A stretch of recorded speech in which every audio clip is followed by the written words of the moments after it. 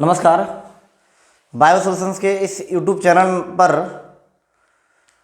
आप सभी व्यूवर्स का बहुत बहुत स्वागत है।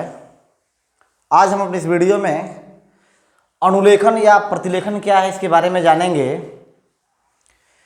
यह एक बहुत ही महत्वपूर्ण प्रक्रिया है और काफ़ी लंबी प्रक्रिया है, इसलिए अब वीडियो भी काफ़ी लंबा होगा।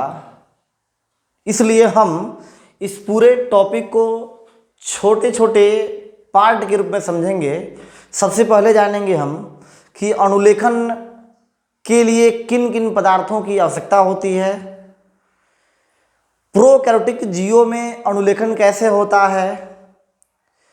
उसके बाद फिर देखेंगे हम कि यूकैरियोटिक कोशिकाओं में अनुलेखन कैसे संपन्न होता है। तो इसे छोटे छोटे पार्ट में इसे इन टॉपिक को हम समझेंगे। सबसे पहले हम जानेंगे अनुलेखन क्या है। तो डीएनए में मौजूद आनुवंशिक सूचनाओं का एमआरएनए के रूप में कॉम्प्लीमेंट्री कॉपिंग तैयार करने की प्रक्रिया, माने कॉम्प्लीमेंट्री कॉपिंग करना अर्थात पूर्णतः कॉपी तैयार करने की प्रक्रिया ही अनुलेखन या प्रतिलेखन कहलाती है।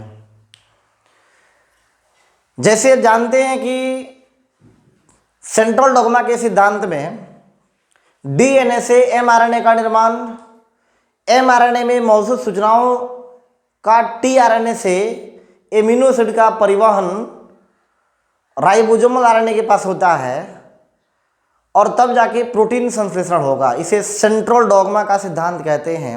इसमें डीएनए के लड़ी पर एमआरएनए के निर्माण की प्रक्रिया को अनुलेखन या प्रतिलेखन कहा जाता है।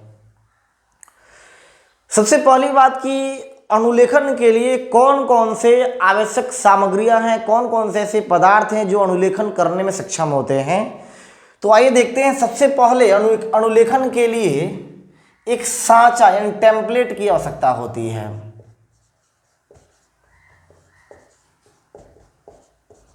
एक सांचा की आवश्यकता होगी।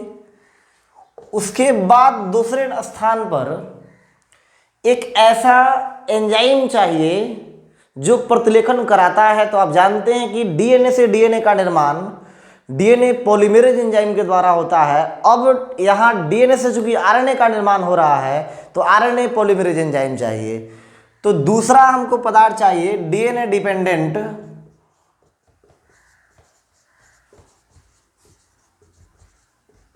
RNA polymerase.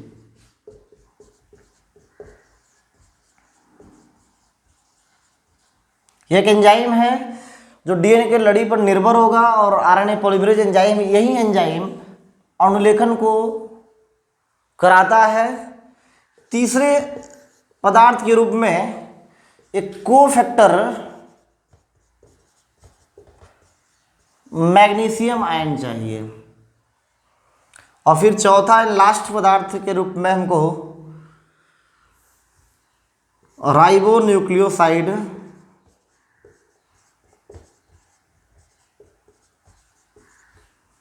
ट्राइफॉस्फेट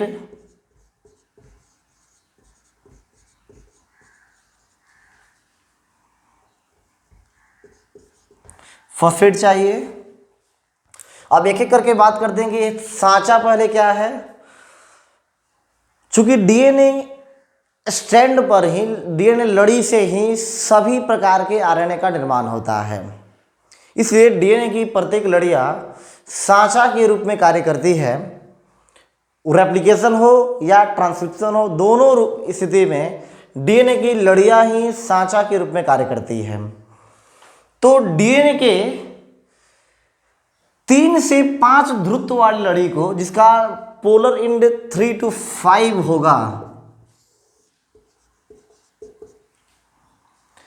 डीएनए के इसी लड़ी का अनुलेखन होता है।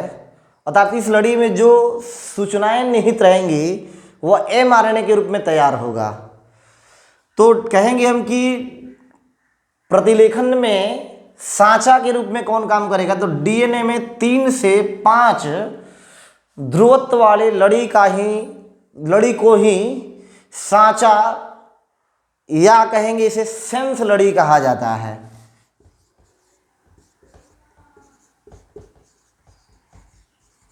सेंस स्ट्रैंड या इसे कहेंगे हम लोग साचा टेम्पलेट स्ट्रैंड कहेंगे। इसके विपरीत 5 से 3 एंड का जो ध्रुव वाला जो लड़ी होता है इसका प्रतिलेखन नहीं होता, लेकिन इस लड़ी का प्रतिलेखन जब होगा तो प्रतिलेखन की दिशा हो जाएगी 5 से 3 एंड, अतः इस दिशा को, इस लड़ी को कोडिंग स्ट्रैंड कहा जाएगा। जो mRNA बना है कोडिंग स्ट्रैंड के रूप में बना। यदि डीएनए की बात करेंगे तो यदि इसको दोनों लड़ी को डीएनए मान लें हम, तो 3 से 5 ध्रुवत्व वाले लड़ी को सेंस या टेम्पलेट कहेंगे, और इस डीएनए लड़ी को 5 से 3 एंड को नॉन सेंस या एंटी सेंस कहा जाता है। डीएनए की बात करेंगे तब, चूंकि यहाँ पर हम कोडिंग स्ट्रैंड डाले हैं, यह mRNA है जो डीएनए के सांचा पर तैयार हो रहा है। तो अनुलेखन की दिशा हमेशा 5 से 3 एंड की ओर होती है। अनुलेखन हमेशा डीएनए के 3 से 5 लड़ी का ही होता है। इसे ही हम लोग टेम्पलेट कहेंगे, यही टेम्पलेट लड़ी है। कह रहा कि टेम्पलेट लड़ी में एक ऐसा स्थान होता है जहां आरएनए पॉलीमरेज जुड़ जाता है और अनुलेखन को प्रारंभ करता है। उस स्थान को हम लोग प्रोमोटर कहते हैं। उस स्थान का नाम है प्रोमोटर। हिंदी में इसे कहा जाता है प्रारंभन या उन्नायक बिंदु कहा जाता है। आरएनए पॉलीमरेज इसी बिंदु से जुड़ करके अनुलेखन की शुरुआत करता है। यह बिंदु कहलाएगा प्रोमोटर, या इसको इस भाषा में कह सकते हैं हम कि टेम्पलेट लड़ी में वैसा बिंदु जहां से अनुलेखन का कार्य प्रारंभ होगा, उस बिंदु को प्रोमोटर कहा जाएगा। उसके बाद आरएनए पॉलीमरेज पॉली ए से जुड़ करके अनुलेखन को समाप्त कर देता है। उस बिंदु को टर्मिनेटर कहा जाता है। या कहेंगे हम कि डीएनए लड़ी का वह खंड जहां आरएनए पॉलीमरेज जुड़ करके अनुलेखन प्रक्रिया का अंत कर देता है, उस बिंदु को टर्मिनेटर यानी समापक बिंदु कहा जाता है। टर्मिनेटर बिंदु कहा जाता है। अब जैसे इसी स्ट्रैंड में हम बात करें प्रोमोटर और टर्मिनेटर का,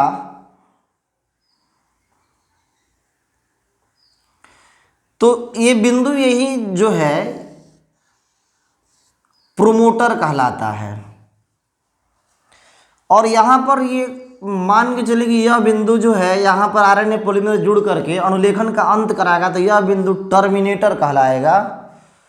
अब प्रोमोटर और टर्मिनेटर के बीच में वैसे जीन समूह होते हैं जो अनुलेखन कार्य को गति देते हैं या अनुलेखन का कार्य करते हैं, उसको स्ट्रक्चरल जीन कहा जाता है।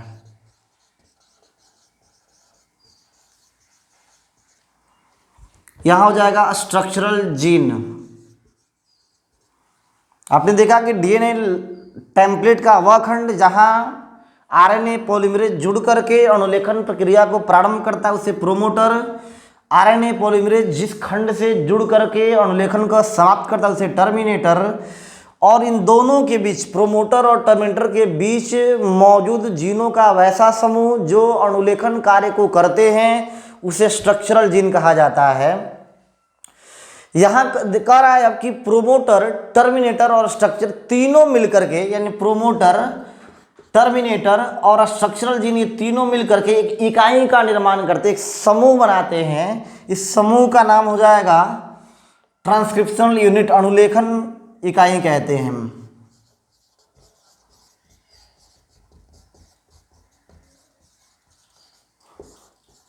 ट्रांसक्रिप्शनल यूनिट कहते हैं। इसमें एक और चीज जो ऑब्जेक्टिव क्वेश्चन के लायक है, इस प्रोमोटर बिंदु पर जितने भी एमआरएनए बनेंगे डीएनए के सांचा पर, सभी प्रोमोटर बिंदु पर डीएनए का कुछ या कहेंगे क्षारों का कुछ खास क्रम रहता है। वो क्रम ऐसे होगा टी यानी थाइमिन, एडेनिन, थाइमिन, एडेनिन, फिर एडेनिन और थाइमिन। ये क्रम 6 गो क्षार का क्रम होता है जो प्राय सभी एमआरएनए में पाया जाता है। ये 6 क्षार ये प्रोमोटर स्थान पर पाए जाते हैं। इसको कहा जाता है प्रिबनाउ बॉक्स। फ्रीबनाउ बॉक्स कहा जाता है। यह इंपॉर्टेंट है, ऑब्जेक्टिव क्वेश्चन के लायक। ये आपका टेम्पलेट हो गया। अब हम बात करेंगे डीएनए डिपेंडेंट आरएनए पॉलीमरेज की।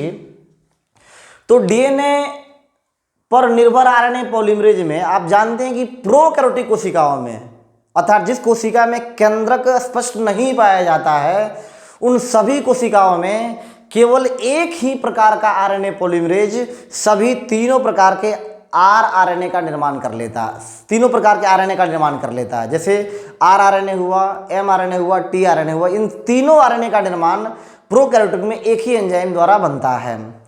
और जितने भी यूकैरियोटिक सेल हैं जिनमें स्पष्ट केंद्रक पाया जाता है, उनमें अलग अलग प्रकार के आरएनए पॉलीमरेज, अर्थात 3 प्रकार के आरएनए पॉलीमरेज सभी तीनों प्रकार के आरएनए का निर्माण या संश्लेषण करते हैं। ई कोलाई की बात करें, ई कोलाई प्रोकैरियोटिक बैक्टीरिया है, इस्केरिसिया कोलाई। इस ई कोलाई में आरएनए पॉलीमरेज एक ही प्रकार का होगा, लेकिन 4 प्रकार के 5 पेप्टाइड श्रृंखलाओं का बना होता है, जिसमें एक श्रृंखला सिग्मा कारक का होगा,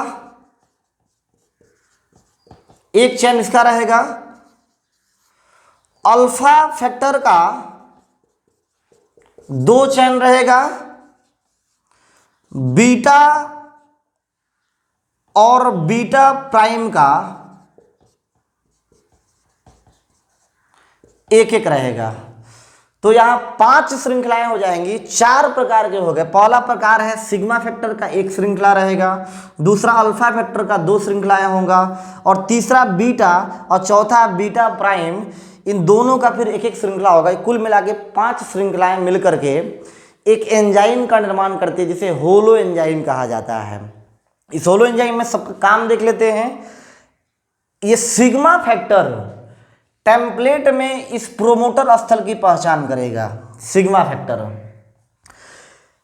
फैक्टर के पहचान के बाद अल्फा फैक्टर इस बिंदु से यानी प्रोमोटर बिंदु से जुड़ जाता है। बीटा और बीटा प्राइम स्ट्रक्चरल जीन के कार्य को स्टिमुलेट कर देता है। ये होलो एंजाइम के कार्य हो गए। जैसे ही अनुलेखन प्रारंभ होगा, इस पूरे होलो एंजाइम में यही सिग्मा फैक्टर जो है ढीला ढाला जुड़ा रहता है, और अनुलेखन प्रारंभ होने के साथ ही 8 न्यूक्लियोटाइड का निर्माण हो जाता है। तो 9वें न्यूक्लियोटाइड के समय यह सिग्मा फैक्टर अलग हो जाता है, बना लेता है कोर एंजाइम। यही कोर एंजाइम अनुलेखन को तीव्र गति प्रदान करता है।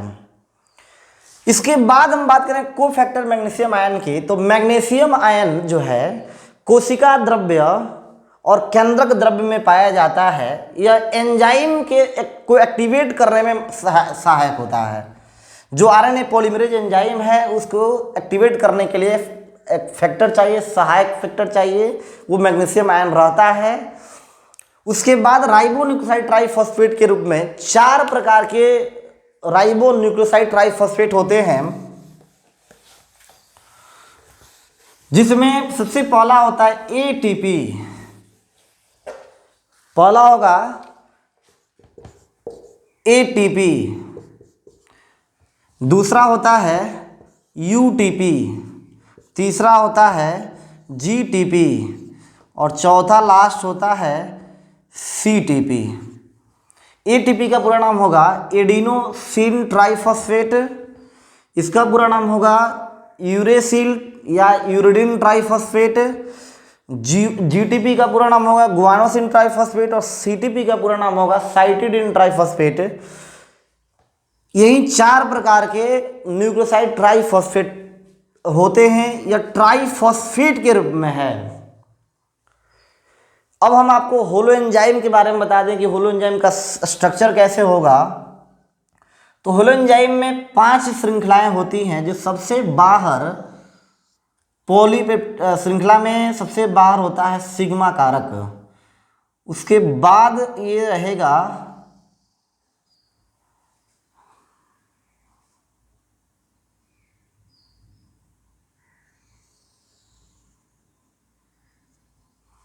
अल्फा का 2 श्रृंखलाएं हो जाता है, और फिर इसी से एक बीटा श्रृंखला भी बन जाता है। ये हो जाएगा बीटा और इसके ऊपर बन जाएगा एक श्रृंखला जिसे हम लोग बीटा प्राइम कहते हैं। यही होलो एंजाइम की रचना होती है, जिसमें सिग्मा कारक बाद में अलग हो जाता है। ये होलो एंजाइम है। ये यही 4 पदार्थ अणुलेखन के लिए आवश्यक होते हैं। अब हम अगले वीडियो में, चूंकि यह वीडियो काफ़ी लंबा हो जाएगा, इसलिए अगले वीडियो में हम जानेंगे कि प्रोकैरियोटिक कोशिकाओं में अणुलेखन कैसे होता है। धन्यवाद।